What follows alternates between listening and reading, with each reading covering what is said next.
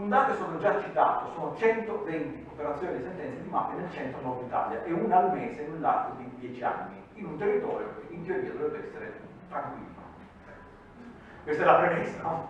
La mafia c'è altrove, ok? No, invece in realtà c'è, e lo testimoniano dati veri. E questo è un punto. E l'altro punto importante è che un quarto di questi sono condannati non per reati che noi tipicamente associamo alla mafia, no? Abbiamo in mente Gomorra, abbiamo in mente la pistola, si spara, si uccide, la droga, il traffico di armi, prostituzione, sono imprenditori, potrei essere io, okay?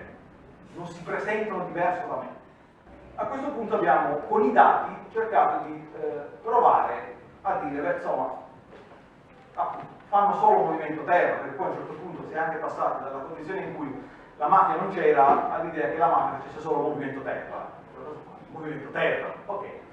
Allora abbiamo preso e abbiamo fatto i settori che abbiamo individuato noi, quindi il 23% delle aziende individuate opera effettivamente nell'edilizia, costruzioni, però se guardiamo la popolazione delle aziende del centro-nord Italia, è sempre SRL e sempre SPA, comunque un 15% opera nelle costruzioni, quindi ci sono molte aziende che operano nelle costruzioni perché nella società ci sono molte aziende che fanno costruzioni.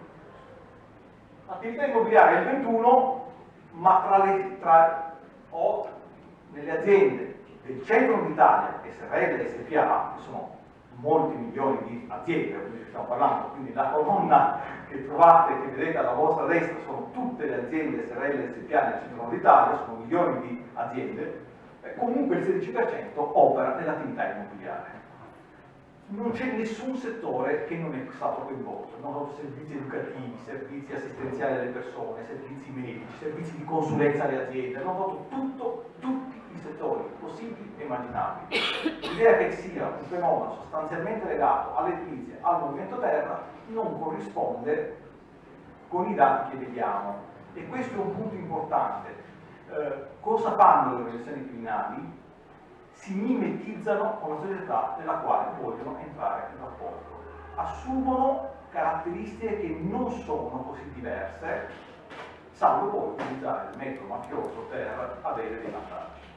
C'è un elemento di mimetismo che è importante. La mappa di prima, il rosso che vedete da est a ovest, non è legato al fatto che ci sono caratteristiche tali per cui si sono infiltrate qui.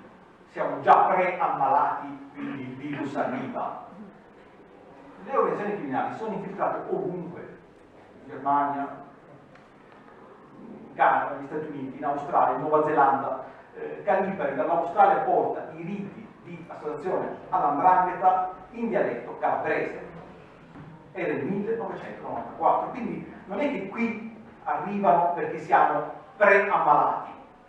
Arrivano perché hanno degli interessi che possono sviluppare e hanno una capacità di mimetizzarsi con la società assumendo delle facciate organizzative per cui si mimetizzano e riescono a portare avanti le loro attività illecite. Quindi il primo punto è solo edilizia? No, assumono la sembianza della società nella quale si vanno a infiltrare. Questo è un primo punto importante. Sono piccole?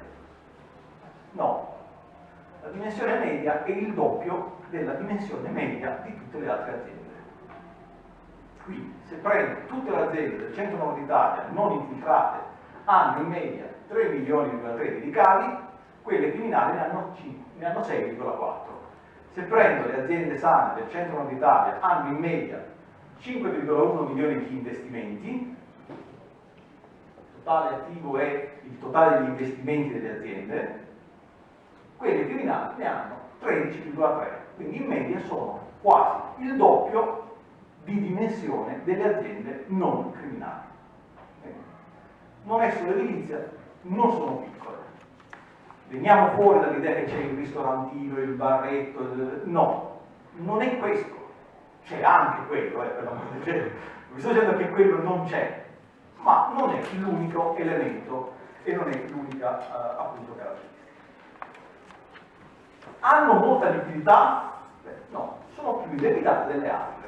È stato prima detto in qualche modo, poi bisogna capire come mai le banche danno i finanziamenti. Beh, le aziende criminali sono in media, quindi quelle con me, ora criminale è una semplificazione, sono quelli in cui c'è una persona condannata per mafia come amministratore, sono in media più indebitate delle altre aziende. E non solo, il box in basso mi dice che hanno meno risorse liquide in media. Okay? Quindi quello che più o meno pensavamo di conoscere, se lo mettiamo alla prova di dati appunto veri, non sembra riflettere appieno quello che troviamo. Okay? Questo è il primo punto che io volevo mettere in evidenza.